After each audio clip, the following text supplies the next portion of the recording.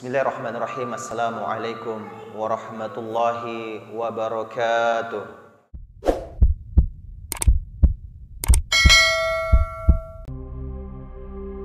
Video ini dipersembahkan oleh Haromain, minyak terapi plus ruqyah. Ya ayyuhalladzina amanu taqullaha haqqa tuqatih wa la tamutunna illa wa antum muslimun. Ma'asyiral muslimin, sidang jamaah Jumat yang dimuliakan oleh Allah Subhanahu wa taala. Mari kita di hari Jumat memperbanyak syukur dan berselawat. Insyaallah kita akan mendapat banyak sekali manfaat yang berlipat-lipat, yang menghindarkan kita dari mudarat, baik itu di dunia maupun akhirat. Insyaallah kita bisa selamat. Ma'asyiral muslimin, kita semua melihat fenomena yang terjadi di antara kita.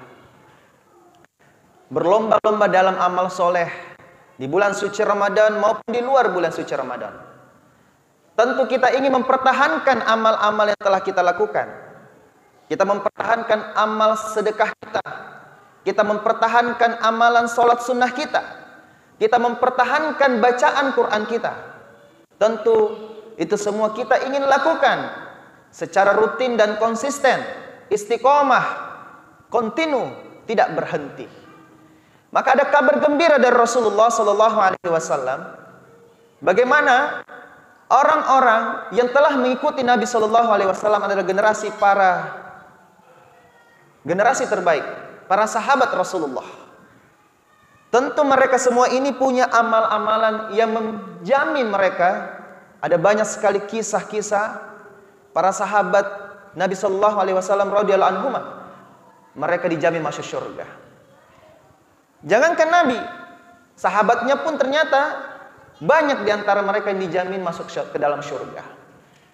Nabi sallallahu alaihi wasallam, kalau kita tahu bagaimana riwayat menunjukkan, Aisyah radhiyallahu anha melihat bagaimana sosok suaminya di malam hari masih tetap sholat, menyembah kepada Allah sampai pecah, di mana pecah telapak kaki Nabi sallallahu alaihi wasallam. Ketika ditanya kepada Aisyah, "Mengapa engkau masih begitu luar biasa bersungguh-sungguh dalam beramal ibadah kepada Allah, padahal engkau telah dijamin masuk ke dalam surga, wahai Rasulullah?" Tapi Rasul menyampaikan, "Apakah aku tidak pantas untuk bersyukur kepada Allah Subhanahu wa taala?" Maka kalau kita mungkin terbatas kemampuan kita, apalagi iman kita tidak seperti Nabi, atau iman kita tidak seperti para sahabat Nabi, maka marilah kita contoh bagaimana sahabat-sahabat Nabi yang mendapatkan jaminan surga. Dan mudah-mudahan kita bisa juga minimal sama amalannya, yang istiqomah, dan kita bisa mendapatkan kebaikan di dunia dan akhirat. Maka ada 3 kisah dari kalangan-kalangan sahabat, baik itu dari kalangan bawah, menengah, kalangan atas, yang mungkin kurang berada, yang mungkin juga kalangan yang cukup dengan hartanya, ada juga yang berlimpah hartanya. Maka ketiga kisah ini mudah-mudahan kita bisa ambil ibrah, kita bisa contoh. Mudah-mudahan kita di dalam kehidupan sehari-hari ada amal yang kita bisa terapkan. Maka tema pada khutbah Jumat kita kali ini adalah amalan unggulan. Kita semua pasti bisa memiliki amalan unggulan tersebut. Mungkin ada yang punya amalan unggulan di setiap pagi, atau di setiap pekan, atau setiap bulan, atau setiap tahun. Maka mari kita simak kisah ini, mudah-mudahan kita semakin semangat dalam melakukan amal-amal unggulan kita. Kisah yang pertama dari kalangan yang mungkin kita tahu sejarah membuktikan beliau ini pernah menjadi budak. Sahabat Nabi sallallahu alaihi wasallam, Bilal bin Rabah, di mana dia pernah ditindis dengan batu oleh majikannya, meminta dia untuk melepaskan keimanan yang telah dia pegang teguh, tauhid di dalam jiwanya. Namun dia tetap mempertahankan dengan ucapan ahadun, ahadun, ahadun. Allah Maha Esa, Allah Maha Esa, Allah itu satu. Dia tidak menyembah yang lain, hanya Allah Subhanahu wa taala. Lalu ternyata Abu Bakar As-Siddiq berlomba untuk memerdekakan sosok Bilal bin Rabah. Dan ketika lama memeluk Islam dan akhirnya menjadi muadzin dari masjid Nabi sallallahu alaihi wasallam, maka lihatlah apa yang disampaikan oleh Nabi sallallahu alaihi wasallam kepada beliau. Riwayat dari hadis Imam Bukhari. Rasulullah sallallahu alaihi wasallam menyampaikan, ceritakanlah kepadaku amal apa yang amat engkau harapkan dalam Islam, sebab aku mendengar kata Rasulullah, suara kedua sandalmu di dalam jannah. Masya Allah, suara sandalnya Bilal saja sudah terdengar, apalagi orangnya, pemilik sandal itu. Kira-kira apa amalan yang telah dilakukan oleh Bilal sehingga sandalnya pun sudah masuk ke dalam surga? Bagaimana dengan pemilik sandal tersebut? Maka Bilal radhiyallahu anhu menyampaikan kepada Rasulullah sallallahu alaihi wasallam kebiasaan amal yang selalu rutin dilakukan. Apa amalan tersebut? Bilal menjawab, tidak ada amal ibadah yang paling kuharapkan selain setiap aku berwudu, baik siang ataupun malam, aku selalu sholat setelahnya sebanyak aku suka. Artinya adalah, ternyata Bilal ini setiap batal wudunya itu selalu menyempurnakan lagi wudunya. Jadi seolah-olah dia selalu suci, mempertahankan wudu. Jadi kalau masuk waktu sholat, dia tidak perlu sempat lagi untuk berwudu karena sudah mempertahankan wudunya, baik siang maupun malam. Subhanallah. Jadi kalau kita misalnya ingin mencontoh Bilal bin Rabah, ini bisa menjadi teladan sehingga kita bisa mendapatkan kebaikan di dunia dan akhirat. Mudah-mudahan Allah juga memasukkan sandal kita ke dalam, termasuk pemiliknya. Amin amin ya rabbal alamin. Ini kisah yang pertama. Ma'asyiral muslimin, sidang jamaah Jumat yang dimuliakan oleh Allah Subhanahu wa taala. Lalu bagaimana dengan kalangan biasa? Kalau tadi kalangan yang bisa dikatakan kalangan budak, kalangan miskin, tapi ternyata ada dari kalangan biasa, kalangan yang mungkin seperti kita semua. Ternyata amalan dari sosok orang ini membuat Abdullah bin Amr begitu penasaran. Bayangkan suatu waktu di dalam masjid, Rasulullah sallallahu alaihi wasallam menyampaikan kepada para sahabatnya, ada laki-laki yang sedang lewat. Rasulullah menyampaikan bahwa orang ini masuk ke dalam surga. Sesungguhnya sebentar lagi akan ada orang yang akan masuk ke dalam surga. Subhanallah. Jadi dua kali lewat ini laki-laki, Abdullah bin Amr yang paling penasaran di antara para sahabat. Apa amalannya ini? Sehingga ini laki-laki dijamin oleh Rasulullah masuk ke dalam surga. Akhirnya karena Abdullah bin Amr ini adalah orang yang fastabiqul khairatnya sangat tinggi, akhirnya mencoba untuk bertamu, bahkan mau minta untuk nginap di rumah sosok laki-laki ini. Datanglah dia, mengaku ada masalah dengan ayahnya. Ini dalam riwayat seperti itu. Ternyata di malam pertama dia nginap, dia diizinkan untuk bermalam di rumah sang laki-laki yang dijamin oleh Rasulullah SAW ini sudah masuk ke dalam surga. Apa yang dia lihat ternyata di malam hari? Ternyata tidak ada amalan yang begitu spesial. Mungkin kita pikir, wah pasti ini sholat malamnya bagus ini, sholat tahajudnya rajin ini, sholat lailnya pasti sampai berapa rakaat ini, belasan rakaat mungkin. Tapi ternyata tidak ada yang ditemukan. Cuma bangun subuh, pergi sholat subuh, udah biasa aja. Lalu keesokan harinya di hari kedua, Abdullah bin Amr masih mencari tahu kebiasaan sang laki-laki ini. Ternyata pas siang-siang begitu tidak puasa aja juga, tidak ada. Walaupun Senin Kamis mungkin bertepatan itu waktu, tapi tidak ada dia lihat dia sedang berpuasa sunnah, tidak ada. Bilang apa amalannya ini? Sampai akhirnya di hari ketiga selesai, dia pun akhirnya bertanya-tanya, apa amalanmu sebenarnya? Sungguh sebenarnya saya kesini untuk mencari tahu apa yang disampaikan oleh Rasulullah SAW, bahwa engkau ini mendapat kemuliaan oleh Allah Subhanahu Wa Taala, masuk ke dalam surga kelak. Dan ternyata laki-laki ini mengatakan, saya tidak tahu. Akhirnya Abdullah bin Amr terus mencoba cari tahu.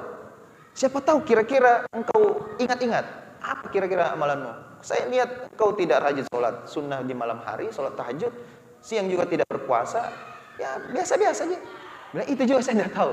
Akhirnya karena pasrah dan menyerah, Abdullah bin Amr pamit. Baiklah kalau begitu saya pamit. Dan baru beberapa langkah keluar dari rumah sang laki-laki ini, dipanggillah Abdullah bin Amr. Wahai sahabat, kemarilah. Ternyata saat itu mulailah dia untuk mengingat-ingat. Mungkin saja inilah amalan yang saya sering lakukan dan rutin. Apa itu? Ternyata sosok laki-laki ini itu tidak pernah, yang pertama tidak pernah curang terhadap manusia.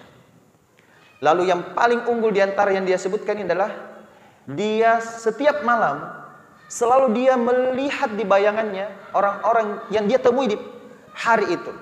Dan sebelum tidur dia memaafkan semuanya. Dia tidak iri, dia tidak dengki. Dia maafkan semua walaupun ada yang berbuat salah kepadanya di hari itu. Dan Masya Allah itu rutin setiap malam. Tidak ada dengki di hatinya. Dia pemaaf luar biasa. Kalau meminta maaf itu mulia, tapi yang lebih mulia adalah yang memaafkan kesalahan orang. Dan ternyata sosok laki-laki ini itulah amalan unggulannya yang menyebabkan dia dijamin masuk surga oleh Rasulullah sallallahu alaihi wasallam. Lalu, masyiral muslimin rahimakumullah. Ini dari kalangan biasa. Terus bagaimana dengan kalangan atas? Mungkin para pengusaha, para pejabat, orang-orang yang punya pengaruh, para influencer. Mari kita lihat. Mudah-mudahan ini bisa menjadi penyemangat kita semua. Mungkin di antara kita ada yang mirip-mirip dengan profesi dari sosok sahabat Nabi ini. Sebuah pertemuan di dalam masjid, Rasulullah SAW mendapatkan wahyu. Wahyu yang turun adalah surah As-Saff ayat yang ke-10. Allah Subhanahu wa taala berfirman, "Ya ayyuhalladzina amanu hal adullakum ala tijaratin tunjikum min adzabin adzim." Wahai orang-orang yang beriman, maukah kamu aku tunjukkan suatu perdagangan yang dapat menyelamatkanmu dari azab yang pedih? Di dalam ayat yang ke-11 Allah Subhanahu wa taala kembali melanjutkan. Rasulullah kembali membacakan wahyu dari Allah. Tu'minuna billah wa rasulihi wa tujahiduna fi sabilillah bi amwalikum wa anfusikum. Dzalikum khairul lakum in kuntum ta'lamun. Yaitu kamu beriman kepada Allah dan Rasulnya dan berjihad di jalan Allah dengan hartamu dan jiwamu. Itu yang lebih baik bagi kamu jika kamu mengetahui. Niscaya Allah yaghfir lakum dzunubakum. Niscaya Allah akan mengampuni seluruh dosa-dosamu dan memasukkanmu ke dalam syurga, ke dalam jannah yang mengalir tajri min tahtihal anhar, mengalir sungai-sungai di bawahnya, dan di tempat tinggal yang baik di dalam surga Aden. Itulah kemenangan yang agung. Masya Allah. Jadi ayat 10, 11 dan 12 dalam surah As-Saff ini itu berkumpul para sahabat, dan di sana ada banyak sekali orang-orang kaya, dan salah satunya di dalamnya adalah Uthman bin Affan. Mendengar ayat ini langsung bersemangat. Tiba-tiba Rasulullah SAW menawarkan, siapa yang bisa mendanai perang Tabuk? Perang Tabuk ini ternyata butuh biaya, dan Masya Allah Uthman bin Affan yang paling banyak yang beliau sumbangkan, kurang lebih ada ratusan ekor kuda dan unta yang beliau sumbangkan, dan hartanya banyak sekali dinar dan juga dirham. Dan Masya Allah setelah itu beliau menyampaikan, siapa yang membiayai, mendanai jihad ini, maka dijamin masuk surga. Maka Uthman langsung membiayainya. Kalau kita melihat dari sejarah-sejarah ini, Uthman bin Affan juga itu mendapatkan satu kemuliaan yang luar biasa. Gara-gara ada satu amalan di mana dia membeli sumur Raumah yang ada di Madinah. Di saat para sahabat kaum muslimin yang baru saja hijrah dari Mekah ke Madinah, saat itu mereka semua dalam keadaan miskin. Sampai-sampai Abdurrahman bin Auf saja, sahabat Nabi yang juga tergolong kaya, cuma membawa pakaian di badannya, tidak ada harta satupun yang dibawa. Uthman bin Affan pada saat itu melihat kaum muslimin sedang rindu dengan air Zam-Zam yang ada di Mekah, dan sumurnya ternyata cuma ada satu yang mirip persis dengan kualitas air Zam-Zam, tapi tidak seperti air Zam-Zam. Sumur ini dimiliki orang Yahudi, dan sumur ini ternyata dibeli dengan sangat mahal. dan kaum muslimin tidak punya uang. Rasulullah Shallallahu Alaihi Wasallam memerintahkan beli. Ternyata Utsman bin Affan yang membeli. Bayangkan dengan lobby dan negosiasi yang luar biasa. Awalnya sang Yahudi mengatakan, saya tidak mau beli, saya tidak mau jual. Kalau saya jual ini mana pendapatan saya, mana penghasilan saya? Ternyata Utsman bin Affan menegosiasi lagi begini. Bagaimana kalau satu hari adalah milik engkau, satu hari berikutnya milik saya? Begitu pula seterusnya. Contoh, Senin adalah milik engkau, Selasa milik saya, Rabu milik engkau, Kamis milik saya. 50-50, 50-50. Kita punya saham masing-masing 50%. Sang Yahudi berpikir, berapa yang akan engkau beli? 12.000 dirham. Kali mikir 60.000 rupiah itu. Subhanallah, mahal sekali. Dan ternyata dibeli, dieksekusi. Mahal sekali, miliaran harganya di sumur. Kalau sekarang kita bilang itu mata air yang begitu mahal. Ternyata setelah dibeli, Utsman bin Affan tidak menjualnya kepada kaum muslimin. Dia panggil seluruh kaum muslimin. Datanglah pas di hari kepemilikannya. Dia undang seluruh kaum muslimin. Silakan ambil ini dan saya berikan secara gratis. Subhanallah. Dan secara gratis itu dibeli. Bilang kalau perlu bawa memang ember 2 kali lipat dari biasanya. Lalu simpan untuk keesokan harinya, nanti dari ketiga datang lagi baru ambil lagi. Ternyata pas kepemilikan Yahudi waktunya, keesokan harinya tidak ada yang datang. Karena stok lagi banyak di rumah kaum muslimin. Dan ternyata sang Yahudi ini merasa rugi, tidak ada untung. Dan akhirnya dia mendatangi Utsman bin Affan untuk meminta beli saja semua ini, kepemilikan sumur. Ternyata dia jual kembali dengan harga cuma 8.000 dirham karena rugi. Apa artinya? Sebagaimana kita saat ini, terkadang kita terlalu semangat untuk mau bikin bisnis. Padahal kalau ada bisnis yang sudah jadi, mending akuisisi. Mohon maaf, contoh kasus 212 Mart. Saya tidak sebut 212 Mart ini adalah produk gagal kaum muslimin di Indonesia. Karena modal semangat, dia mau menyaingi, mohon maaf, Betamart sama Indo April. Berlomba-lomba untuk bikin produk yang mirip kualitas dan pelayanan, tapi ternyata tidak bisa. Mereka sudah menggurita. Tapi kenapa tidak seperti cara Utsman bin Affan saat mengakuisisi sumur Rauma, sang pemilik Yahudi? Bayangkan kalau kita mengakuisisi saham kepemilikan dari Indo April, Juni, Juli dan seterusnya. Kalau Maret saya sebut itu sudah jelas mereknya. Kenapa tidak dibeli saja? Masing-masing kita membeli saham 1%, 2%, berkumpul kaum muslimin, maka produk muslim tentu ada tersebar di seluruh Indonesia. Kenapa kita tidak punya semangat seperti itu? Dan itulah yang membuat kita bisa mendapatkan kebaikan di dunia dan akhirat. Dan Allah sudah jamin perniagaan yang tidak akan pernah merugi. Masya Allah. Maka masyiral muslimin, dari semangat para sahabat ini melakukan amal unggulan, mari kita pilih mana yang kita bisa konsisten lakukan. Baik itu secara harian. Kalau harian mungkin ada namanya sedekah subuh. Setiap pagi kita walaupun cuma 10.000 hingga 20.000 rupiah setiap hari. Atau amalan setiap pekan yang rutin. Mungkin di hari Jumat kita bawa untuk celengan lebih banyak jumlahnya. Mungkin uang yang lembaran biru ataupun merah. Rutin kita bawa. Atau di subuh harinya rutin kita lakukan sesuatu. Itu konsisten kita lakukan, Masya Allah. Itu menjadi amal unggulan kita.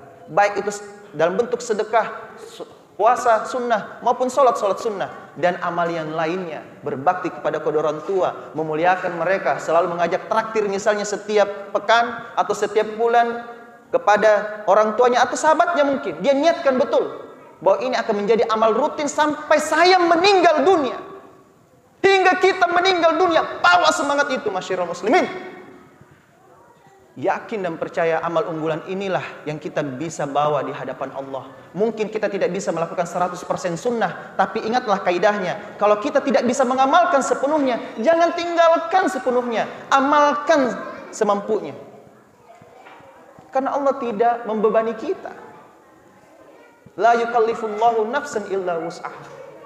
Maka kita berlomba-lomba dalam kebaikan sesuai dengan kemampuan-kemampuan kita. Mudah-mudahan kita semua mendapatkan jannah, mendapatkan syurga, dan kita bisa berjumpa di dalamnya semua. Amin amin ya rabbal alamin. Barakallahu lakum fil Qur'anil Karim wa nafa'ni wa iyyakum fihi minal ayati wa dzikril hakim wa taqabbala minna wa minkum tilawatahu innahu wal ghafurur rahim.